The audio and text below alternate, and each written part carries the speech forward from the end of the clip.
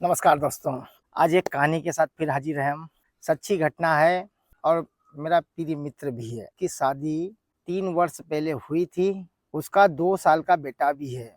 एक दिन क्या हुआ, शाम के समय उसकी धर्मपत्नी ने भिंडी की सब्जी बनाई। भिंडी का एक निवाला अपने मुँह में लिया, उसमें नमक ज़्यादा लगा। अब नमक ज़्यादा लगा तो उसने अपनी पत्नी को बुला के कहा, सुनो जी, आज आपने भिंडी में नमक थोड़ा-सा ज़्यादा डाल दिया। अब ये बात उसकी पत्नी को अच्छी नहीं लगी। उसने ये बात अपनी माताजी को बताई।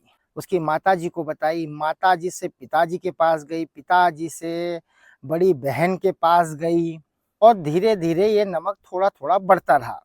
फिर कुछ समय के बाद आस-पड़ोस में गई, फिर कुछ समय के बाद मोहल्ले में गई और ऐसा करते-करते पूरे गाँव में ये बात फैल गई।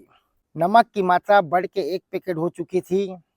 चूँकि दोनों आपस में बहुत प्यार करते थे, पति-पत्नी में घनिष्ठ प्रेम था, बात छोटी-सी थी मगर बात बढ़ गई थी। पत्नी को अगर पति की याद आती थी तो अपने आस-पड़ोस मोहल्ले में या जानने वालों से अगर कुछ सवाल पूछती थी, वो लोग उसे उल्टा फीडबैक देते थे। भाई से पूछती थी तो भाई ये बोलता था कि दीदी आप तो बहुत ज़्यादा दारू पीने लग गए हैं और आज मुझे वो दारू के ठेके पे दिखे। अगर यही बात वो किसी चाचा से पूछती थी कि चाचा वो दिखे क्या मेरे को?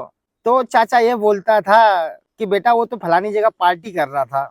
यही बात अगर वो किसी ताऊ से पूछती थी कि ताऊ जी आप जाते रहते हो बाज़ार में या गाँव में, मेरे वो दिखे क्या? ताऊ उसको ये बोलता था कि बेटा वो तो नाली में गिरा था, इतनी दारू पिया हुआ था।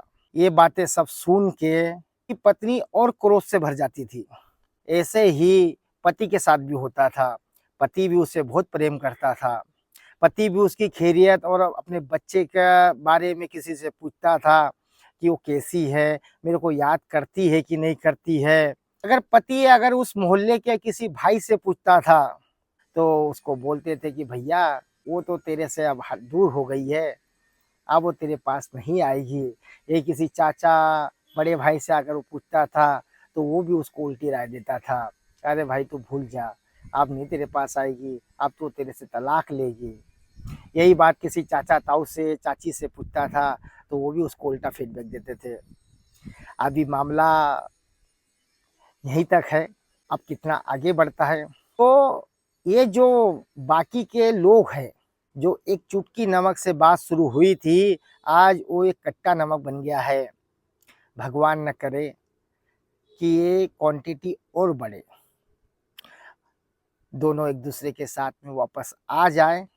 और खासकर जब तक आप दूसरों की बातें सुनते रहोगे, तब तक आपका घर टूटता रहेगा। आपको अगर गिला शिकवा है तो आप आपस में बात करो। आपस में जब तक बात नहीं करोगे, तब तक ये मसाला, मिर्च ये लोग लगाते रहेंगे। हर आदमी अपने हिसाब से अपनी पिच तैयार करता है कि यहाँ लड़ाई कैसे होगी, कब होगी, उस हिसाब से वो बात करता है। इसलिए आप समझदार हो, पढ़े लिखे हो, आपको कभी भी दूसरों की बातों में नहीं आना चाहिए, क्योंकि कोई भी व्यक्ति बात को बढ़ा-चढ़ा के बताता है। हाँ, अब ठीक है, धन्यवाद।